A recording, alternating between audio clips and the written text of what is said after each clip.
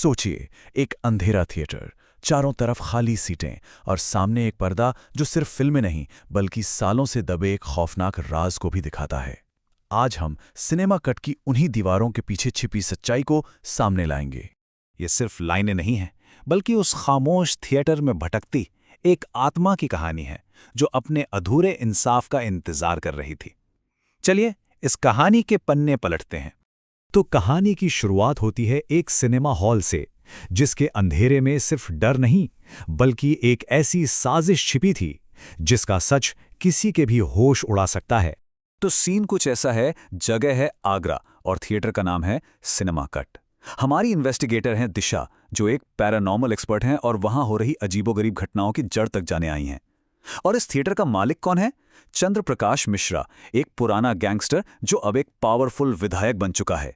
पिछले सिर्फ 3 महीनों में इस थिएटर के अंदर 6 मौतें हो चुकी थीं। जी हां, 6, और वो भी रहस्यमयी हालात में, जिनके बारे में किसी को कानो कान खबर तक नहीं हुई। तो सवाल यह है कि इतनी बड़ी बात बाहर क्यों नहीं आई? जवाब सीधा है, चंद्र प्रकाश मिश्रा का पैसा और पावर। मरने वालों के परिवारों को मुआवजे के नाम पर इतनी मोटी रकम दी गई कि सबने अपने मुंह बंद कर लिए, और ये खौफनाक राज पर्दे के पीछे ही दफन रहा। अब इस केस में एंट्री होती है दिशा की। वो इस मामले को हाथ में लेती है और सच्चाई तक पहुंचने के लिए उसे बस एक मौका चाहिए था। उस थिएटर के अंदर सिर्फ एक अकेली रात। काफी मुश्किलों के बाद दिशा आखिरकार चंद्र प्रकाश को मना ही लेती है कि वो उसे स्क्रीन नंबर 3 में जांच करने के लिए बस एक रात दे दे। चंद्र प्रकाश इस शर्त पर मानता है कि अगर कुछ नहीं मिला तो ये बात कभी बाहर नहीं जानी चाहिए।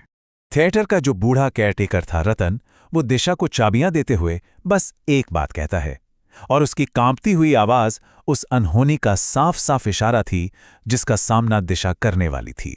जैसे ही दिशा ने ऑडिटोरियम में अपना पहला कदम रखा, उसे यह समझने में देर नहीं लगी कि वो वहां अकेली बिल्कुल नहीं है। और फिर एक एक करके अजीब घटनाएं सामने आने लगीं। सबसे पहली चीज जो हुई वो था तापमान। दिशा के लैपटॉप पर कमरे का टेम्परेचर अचानक 18 डिग्री से गिरकर सीधा 4 डिग्री पर आ गया। सोचिए, इतनी ठंड कि सांसों से धुंध बनने लगे। और फिर तो जैसे घटनाओं की झड़ी लग गई। थर्मल कैमरे पे एक इंसानी परछाई दिखी जो असल में वहां थी ही नहीं। सीट नंबर D23, जहां ज्यादातर मौतें हुई थी, वहां से पॉपकॉर्न चबाने की आवाजें आने लगीं। ऑडियो रिकॉर्डर में किसी के चीखने की आवाज कैद हो गई। और फिर प्रोजेक्शन रूम में रखा वो सालों पुराना प्रोजेक्टर अपने आप चलने लगा। दिशा अब तक समझ चुकी थी ये कोई शैतानी साया नहीं है, ये एक रूह है जो कुछ कहना चाहती है, कुछ बताना चाहती है। ये कहानी थी उस फिल्म के पीछे छिपी खौफनाक सच्चाई की। ये कहानी थी अमन की।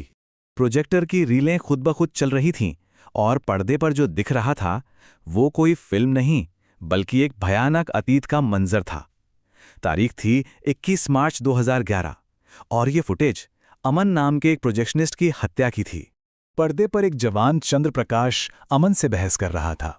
अमन का गुनाह बस इतना कि वो चंद्र प्रकाश की बेटी आशिका से प्यार करता था। अमन गिड़गिड़ाता रहा, लेकिन चंद्र प्रकाश के सिर पर तो जैसे खून सवार था। और फिर वो हुआ जिसने दिशा की रूह कंपा दी। चंद्र प्रकाश में अमन का सिर पकड़ा और उसे चलते हुए प्रोजेक्टर की घूमती पुली में धकेल दिया। एक पल में अमन की जान चली गई और उसकी चीखें हमेशा के लिए उसी प्रोजेक्शन रूम में कैद हो गईं। सच्चाई अब दिशा के सामने थी। ये कोई भूत प्रेत की कहानी नहीं बल्कि एक बेरहमी से की गई हत्या थी जिसे सालों से छुपाया गया था। पर कहानी अभी खत्म नहीं हुई थी। ठीक उसी पल हॉल का दरवाजा खुलता है और सामने चंद्र प्रकाश खड़ा था, हाथ में बंदूक लिए। वो सब कुछ जानता था। उसे पता था कि दिशा ने उसका राज देख लिया है और अब वो उसे जिंदा नहीं छोड़ सकता। दिशा ने उसे क्लाउड बैकअप की धमकी दी, लेकिन चंद्र प्रकाश सिर्फ हंसा। उसने बहुत पहले से ही थिएटर में जैमर लगा रखे थे, मतलब कोई नेटवर्क नहीं, कोई मदद नहीं। दिशा अब पूरी तरह से फंस चुकी थी। जैसे ही चंद्र प्रकाश ट्रिगर दबाने वाला होता है, थिएटर की बत्तियां अचानक बंद हो जाती हैं, और उस अंधेरे में जो हुआ वो इंसान के बनाए इंसाफ से कहीं कहीं बढ़कर था। फर्श पर पड़ी पुरानी फिल्म की रीलें अचानक सांप की तरह जिंदा हो उठती हैं और चंद्र प्रकाश के शरीर से लिपट जाती हैं। वो हिल भी नहीं पाता, और फिर वो रीलें उसे खींचकर उसी प्रोजेक्टर की तरफ ले जाने लगती हैं जहां सालों पहले उसने अमन को मारा था। चंद्र प्रकाश के ठीक सामने अमन की रूह खड़ी थी, जिसकी आंखों में सालों का दबा हुआ गुस्सा था, और एक ही झटके में प्रोजेक्टर की पुली ने कातिल को उसी तरह मौत दे दी जैसे उसने अमन को दी थी। अमन का बदला अब पूरा हो चुका था। जब दिशा होश में आती है तो वो प्रोजेक्शन रूम की खिड़की में अमन को एक आखिरी बार देखती है, लेकिन इस बार उसके चेहरे पर गुस्सा नहीं बल्कि एक सुकून था, एक शांति थी। इतने सालों के बाद आखिर उसकी आत्मा को मुक्ति मिल ही गई थी। ये कहानी हमें एक सवाल के साथ छोड़ जाती है। क्या ये सिर्फ एक खौफनाक घटना थी, या फिर ये कुदरत का अपना तरीका है इंसाफ करने का, जब दुनिया के कानून गुनहगारों तक नहीं पहुंच पाते? इस पर सोचिएगा जरूर।